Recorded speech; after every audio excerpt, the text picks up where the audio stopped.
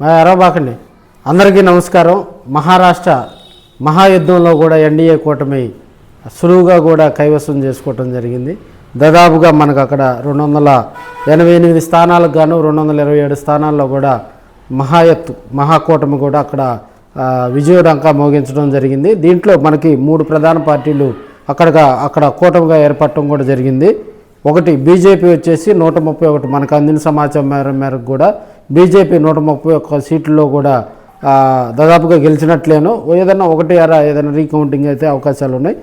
శివసేనకు సంబంధించి కూడా మనకి 54, ఎన్సీపీ 41 వాటిల్లో కూడా విజయడంకా మోగించడం జరిగింది. ఓవరాల్గా 227 స్థానాల్లో కూడా మహారాష్ట్రలో అక్కడ ఉన్నటువంటి ఎన్డీఏ కూటమి విజయం సాధించడంతో కూడా బీజేపీ శ్రేణుల్లో కూడా అయితే భారీగా సంబరాలు జరుగుతూ ఉన్నాయి. అయితే ఇక్కడ ప్రధానంగా కూడా ప్రధానమంత్రి మోడీ గారు 9 సార్లు మాత్రమే అక్కడ కొన్ని ఎన్నికల ప్రచారంలో కూడా 9 బహిరంగ సభల్లోనే పాల్గొనడం జరిగింది. లోకల్ లీడర్షిప్కే కేటాయించడం జరిగింది. వారందరూ కూడా ఒక కూటమిగా ఏర్పడి ఇక్కడి నుంచి కూడా పవన్ కళ్యాణ్ గారు కూడా అక్కడ ప్రచారంలో పాల్గొనడం జరిగింది.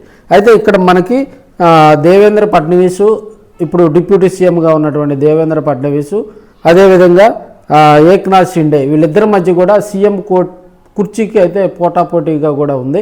అయితే ఈ నెల 25వ తేదీన కూడా శాసనసభ పక్షం కూడా అక్కడ మహారాష్ట్రలో కూడా సమావేశం ఏర్పాటు చేసుకొని ఆ 3 పార్టీ నేతలు పాల్గొని సీఎం ఎవరు అనేది కూడా వాళ్ళు ఎన్నుకోవటం జరిగింది.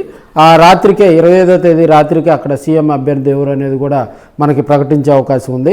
26వ తేదీన మహారాష్ట్రకు కూడా కొత్త సీఎంగా 15వ సీఎంగా కూడా కొత్త వ్యక్తి చేత కూడా అక్కడ ప్రమాణ స్వీకారం చేయించే కార్యక్రమాన్ని కూడా బీజేపీ ప్రణాళికలు సిద్ధం చేసింది. ఇప్పటికే అక్కడ ఉన్నటువంటి బీజేపీ నాయకులందరూ కూడా సంబరాల్లో మునిగిపోయారు. వాళ్ళ కూటమి భాగస్వాములు అయినటువంటి ఎన్సీపీ, శివసేన కూడా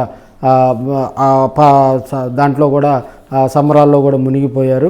సో ఇప్పుడున్న పరిస్థితుల్లో కూడా ఏక్నాథ్ షిండే, దేవేంద్ర ఫడ్నవీస్ వీళ్ళిద్దరి మధ్య కూడా సీఎం కుర్చీ ఎవరికి కేటాయిస్తారనేది కూడా కొంత సందిగ్ధ వాతావరణంలో అయితే మహారాష్ట్ర దేవేంద్ర ఫడ్నవీస్కి ఎక్కువ అవకాశాలు ఉన్నాయని కూడా చెప్తా ఉన్నారు. మరి అక్కడ జరిగే సమావేశంలో వాళ్ళు ఏ నిర్ణయం తీసుకుంటారో మరి తెలియాల్సి ఉంది.